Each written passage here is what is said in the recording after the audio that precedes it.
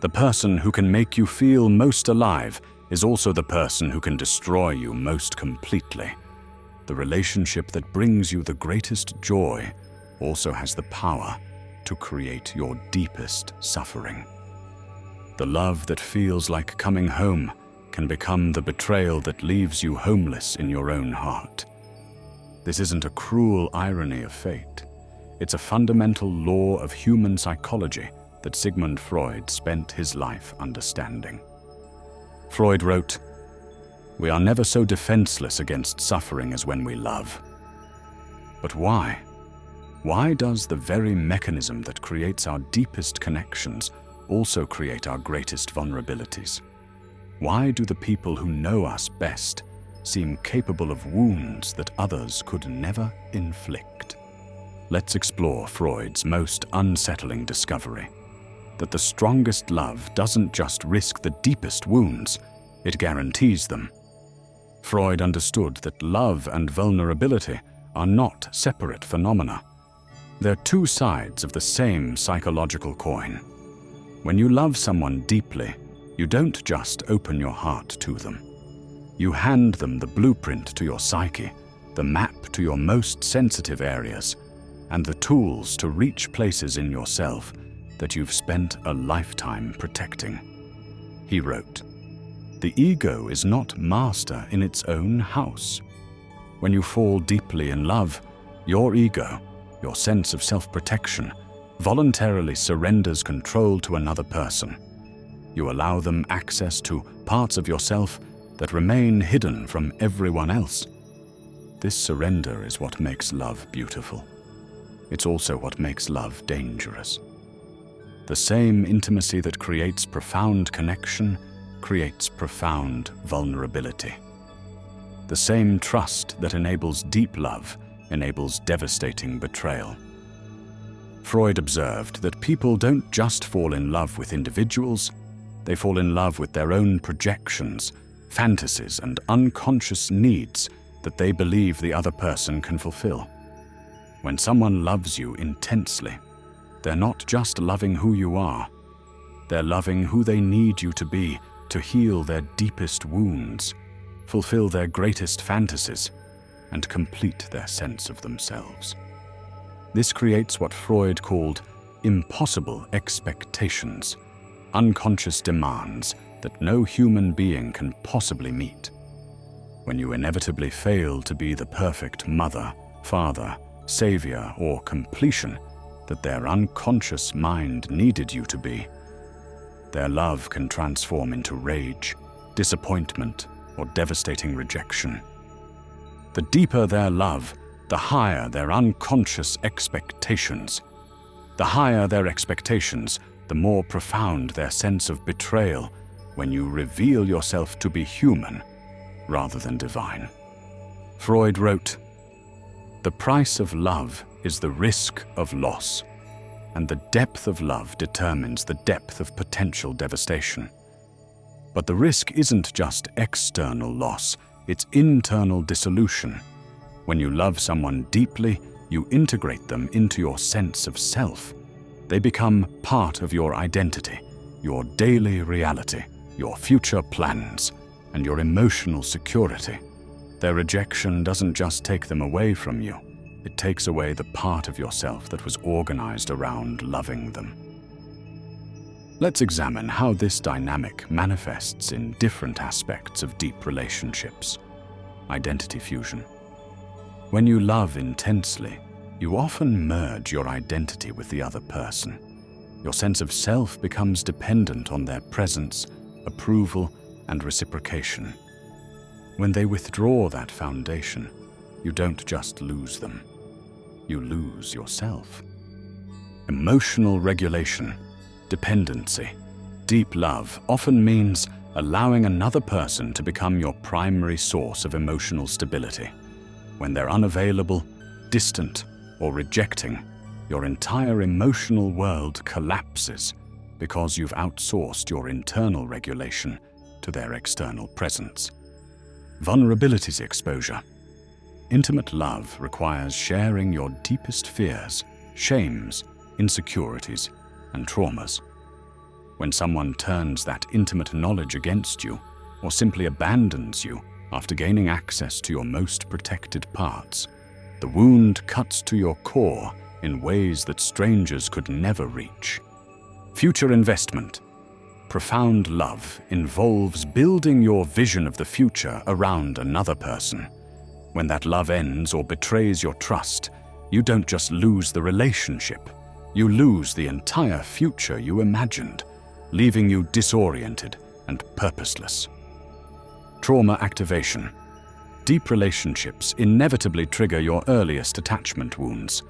The person you love most will unconsciously remind you of your deepest childhood fears around abandonment, rejection, suffocation, or betrayal.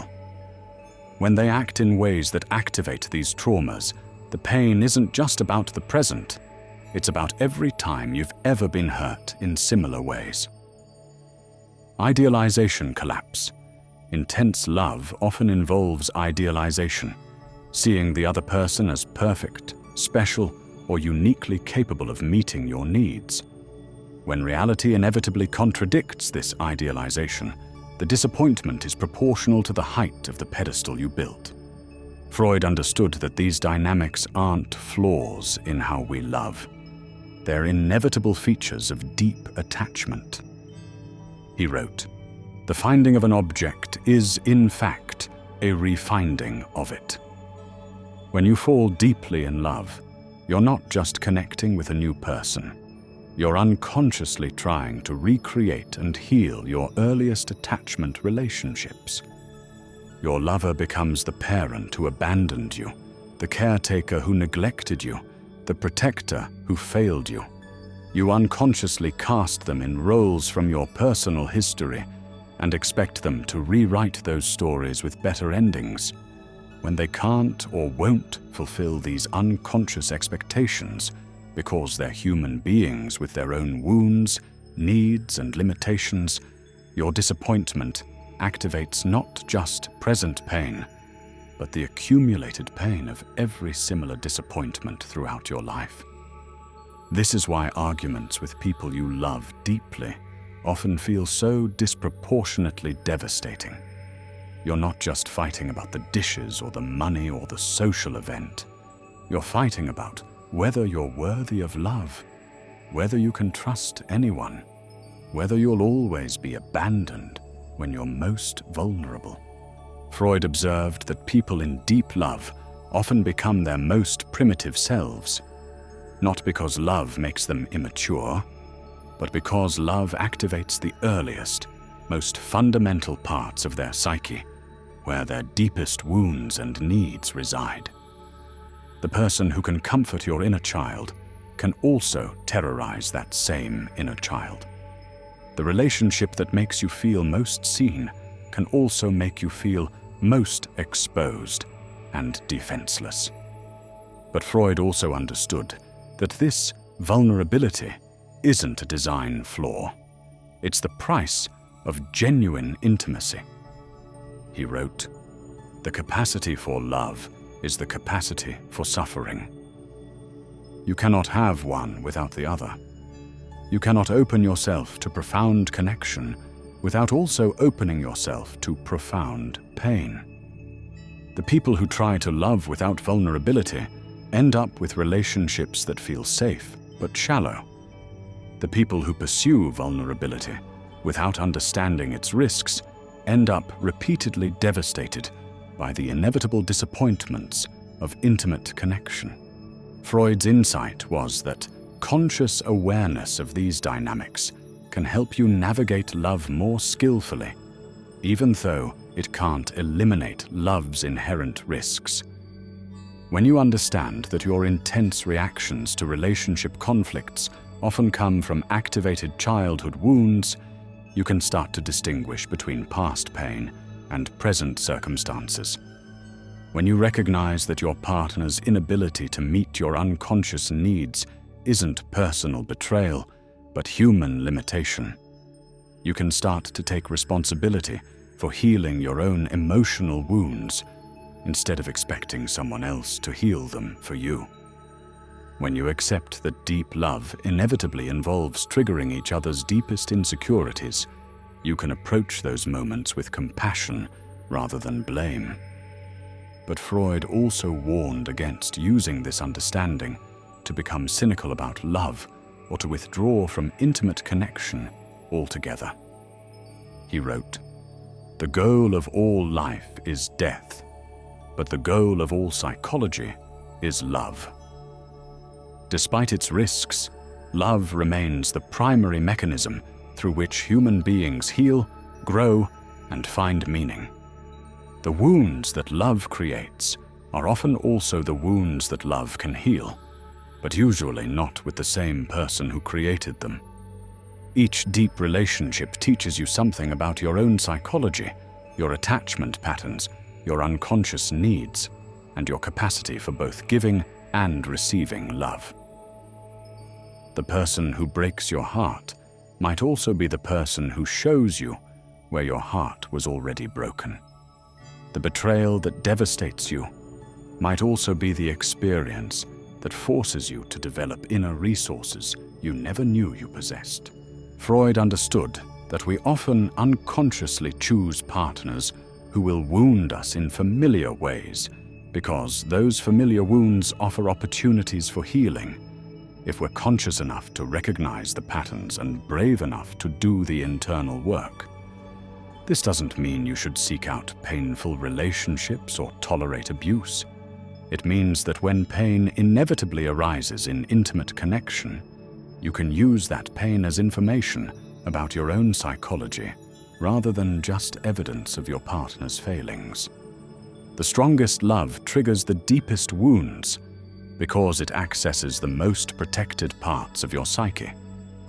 But those same protected parts hold your greatest capacity for healing, growth, and authentic connection. Freud observed that people who learn to love consciously, understanding both love's gifts and its inevitable costs, often develop a more mature form of intimacy that can withstand the psychological storms that destroy unconscious relationships. They learn to love without losing themselves. They learn to be vulnerable without being defenseless. They learn to open their hearts without handing over the keys to their emotional security. This conscious love doesn't eliminate pain. Freud knew that was impossible. But it transforms pain from a catastrophic threat to psychological information that can deepen understanding and connection. When someone you love deeply hurts you, instead of asking, "How could they do this to me?" you can ask, "What is this pain teaching me about my own needs, fears, and expectations?" When you feel triggered by your partner's behavior, instead of attacking their character, you can explore what childhood wound is being activated and take responsibility for your own healing. When you notice yourself expecting someone to complete you or heal your fundamental loneliness, you can recognize this as an impossible burden and start developing the internal resources that no external relationship can provide. Freud believed that this shift from unconscious to conscious love was one of the most important developmental tasks of adult life. Unconscious love says, "You must be everything I need, or I will be destroyed." Conscious love says, "I love you deeply, and I understand that you are human, limited, and separate from me." Unconscious love creates relationships where both people are trying to heal their childhood wounds through each other. Conscious love creates relationships where both people are committed to healing their own wounds while supporting each other's growth. The difference isn't that conscious love hurts less. It's that conscious love uses pain as a catalyst for growth rather than evidence of failure. Freud wrote, "Where it was, there ego shall be." In the context of love, this means, where unconscious neediness was, there conscious choice shall be. You can learn to love from fullness rather than emptiness, from choice rather than compulsion, from consciousness rather than unconscious repetition of childhood patterns. But this learning process often requires experiencing the devastation that unconscious love can create. You have to feel the full impact of expecting someone else to heal your deepest wounds before you can take responsibility for that healing yourself. You have to experience the disappointment of discovering that even the most loving person cannot complete you before you can start completing yourself. You have to feel the terror of being truly seen and potentially rejected before you can develop the self-acceptance that makes rejection survivable. The strongest love triggers the deepest wounds because it reveals everything about yourself that you've been trying to hide, heal, or complete through external relationships. Those revelations are painful, but they're also liberating. When you no longer need love to heal you, you become capable of the kind of love that actually can heal, not by completing each other, but by witnessing each other's wholeness and supporting each other's continued growth. When you no longer fear the deepest wounds that love can inflict, you become free to love with the full intensity that makes life meaningful, even though that intensity guarantees that you'll be hurt again. Freud's final insight was that the goal isn't to avoid the wounds that love creates. It's to develop the consciousness that can transform those wounds into wisdom. The person who hurts you most deeply might also be the person who teaches you the most about your own capacity for healing. The love that breaks you open might also be the love that shows you what you are really made of beneath all your psychological defenses.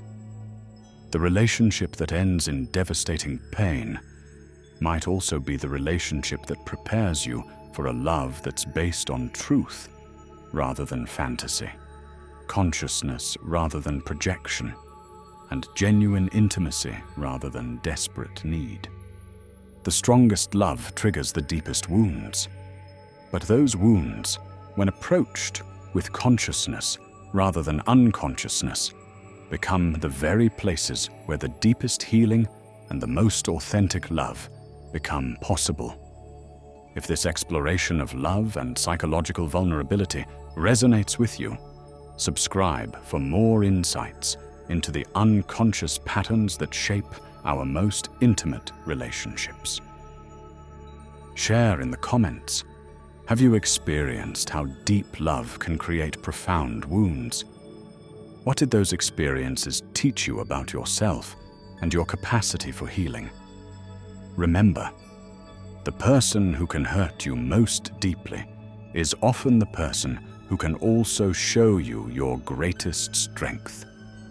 The choice is whether you use that pain to close your heart or to understand it more completely.